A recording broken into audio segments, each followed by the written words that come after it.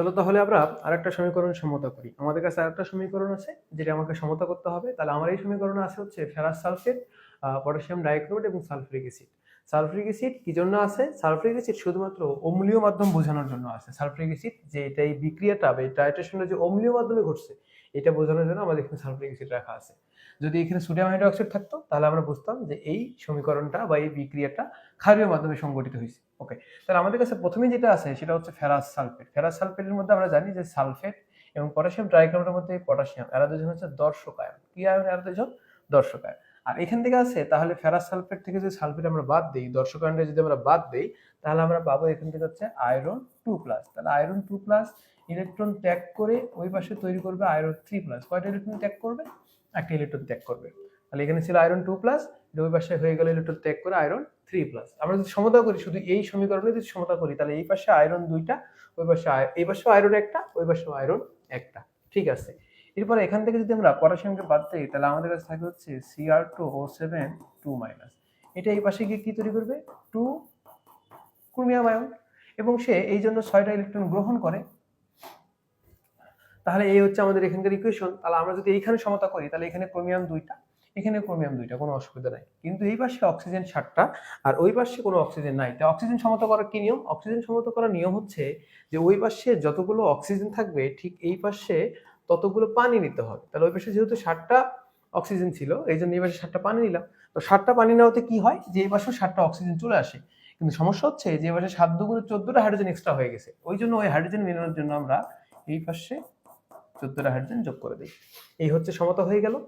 এই দুই লাইন সমতা করার পর আমাদের 3 নাম্বার যে কাজ সেটা হচ্ছে উপরে এবং নিচের ইলেকট্রন সংখ্যা সমান কিনা এটা আমাকে দেখতে হবে। তাহলে উপরে ইলেকট্রন আছে হচ্ছে 1টা আর নিচে ইলেকট্রন হচ্ছে 6টা, এটা সমান না। এই সমান করার জন্য আমরা উপরের সমীকরণটাকে 6 দ্বারা গুণ আর নিচের সমীকরণটাকে 1 দ্বারা গুণ। তাহলে আমরা যদি 6 দ্বারা গুণ করি তাহলে এখানে হবে 6, এখানে হবে 6, এখানে হবে 6।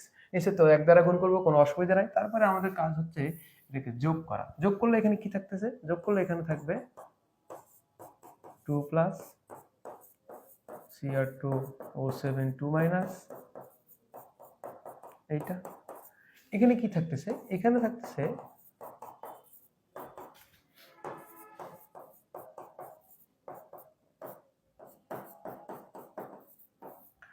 এই 6টা ইলেকট্রন 6টা ইলেকট্রন কাটা। এই হচ্ছে আমাদের সমতাকৃত সমীকরণ। তো এইটাকে আমরা বলতে পারি কঙ্কাল সমীকরণ। কেন কঙ্কাল সমীকরণ বলতে পারি? কারণ এই জায়গাটাতে সমতা হয়েছে ঠিক আছে, কিন্তু এই জায়গাটাতে কোনো দর্শক আয়ন নেই। শুধুমাত্র বিক্রিয়ায় অংশগ্রহণ করে এমন আয়নগুলো এখানে আছে। অর্থাৎ এখানে দর্শক আয়নের যদি কোনো স্থান নেই, এই জন্য এই সমীকরণটাকে বলা হচ্ছে কঙ্কাল সমীকরণ। এখন আমরা চাইলে এখানে দর্শক আয়নগুলো যোগ করতে পারি। তাহলে দর্শক আয়ন যদি যোগ করি আমরা উপরের দিকে খেয়াল করে, তাহলে 6 আয়রনের সাথে ছিল সালফেট, আমরা সালফেটকে দিলাম। এখানে পটাশিয়ামের সাথে ক্রোমেট ছিল, এই জন্য ক্রোমেটের সাথে আমরা পটাশিয়ামকে দিলাম। এবং আগেই বলা হচ্ছে যে এই হাইড্রোজেন আয়ন থেকে সালফিউরিক অ্যাসিড আসবে।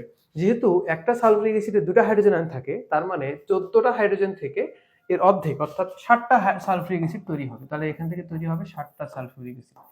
এই পাশেও আমাদের সেম, আমাকে দর্শক আয়ন যোগ করতে হবে। তো আমার কাছে দর্শক আয়ন ছিল হচ্ছে সালফেট যা নেগেটিভ, আমার কাছে দর্শক আয়ন ছিল পটাশিয়াম যা পজিটিভ। তাহলে এটা যেহেতু পজিটিভ তাহলে যুক্ত হবে নেগেটিভের সাথে। তাহলে এখানে যদি আমরা যোগ করি আয়রনের সাথে যদি সালফেট যোগ করি আমরা বুঝতে পারতেছি এখানে আয়রনের যোজনী 3 আর সালফেটের যোজনী 2। তাহলে এখানে অলরেডি হাইড্রোজেন আছে 2টা, সরি এখানে অলরেডি আয়রন আছে 2টা। এই যে উপরে ছিল 6টা, এই 6 মিলানোর জন্য আমরা সামনে 3 দিলাম। ওকে, এখানে আছে ক্রোমিয়াম। ক্রোমিয়ামের যেহেতু প্লাস তার মানে এর সাথে যুক্ত হবে সালফেট, কারণ সালফেট যেহেতু মাইনাস। তাহলে সালফেটের সাথে যোগ করি আমরা, তাহলে ক্রোমিয়ামের যোজনী 3 সালফেটের যোজনী 2। যদি এক্সচেঞ্জ করি আমরা তাহলে দেখো উপরেও ক্রোমিয়াম 2টা, এখানেও ক্রোমিয়াম 2টা, কোনো অসুবিধা নাই। এছাড়া এখানে পানি ছাড়া তো কেউ যুক্ত হবে না, পানি তো একটা নিজেই যৌগ। মোটামুটি হয়ে গেল, কিন্তু একটা জিনিস শুধু বাকি থাকে যায়, সেটা হচ্ছে যে এইখানে ছিল পটাশিয়াম, ওই পাশে কোনো পটাশিয়াম নেই। তাহলে এই পাশে আমরা একটা পটাশিয়ামের যৌগ নিব K2SO4।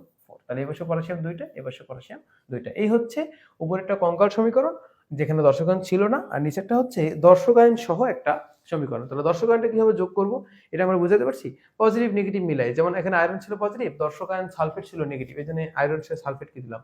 এখানে ক্রোমিয়াম ছিল পজিটিভ, দর্শক আয়ন সালফেট ছিল নেগেটিভ, এই জন্য সালফেটকে দিলাম।